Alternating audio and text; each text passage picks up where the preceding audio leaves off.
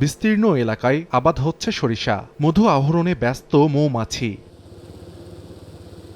আবহাওয়া অনুকূলে থাকায় চলতি রবি মৌসুমে সরিষা আবাদ বেড়েছে দিনাজপুরের হাকিমপুর উপজেলায়। পাশাপাশি মধু সংগ্রহে বিভিন্ন এলাকায় সরিষা খেতে বসানো হয়েছে মৌ বক্স। সংশ্লিষ্টরা বলছেন, মৌমাছির কারণে সঠিক সময়ে পরাগায়ন হওয়ায় বেড়েছে সরিষার ফলন। এমনকি অনেক ক্রেতা মধু কিনতে চলে আসছেন খেতে। মৌমাছি পড়তেছে, এগুলার জন্য আমাদের সরিষা খুব সুন্দর। এবার সরিষার অনেকগুলো সেই মোটামুটি ভালো হয়েছে।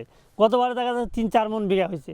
ইনশাল্লাহ এবারে দেখা যাবে যে 4 থেকে 5, 6, 7 মণ হতে পারে। 160টি বাক্স আছে, এখান থেকে আমরা মধু নিই।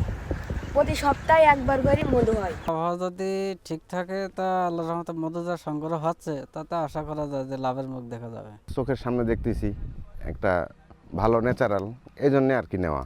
কৃষি বিভাগ বলছে, আমন কাটার পর বোরো রোপণের আগে স্বল্পকালীন ফসল হিসেবে আবাদ হচ্ছে সরিষা।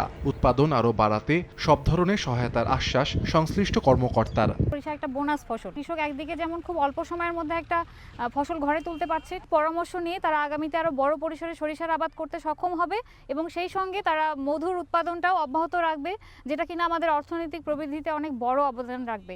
কৃষি বিভাগের তথ্য মতে চলতি মৌসুমে হাকিমপুরে 2626 হেক্টর জমিতে সরিষার আবাদ হয়েছে। সময় সংবাদ, হিলি।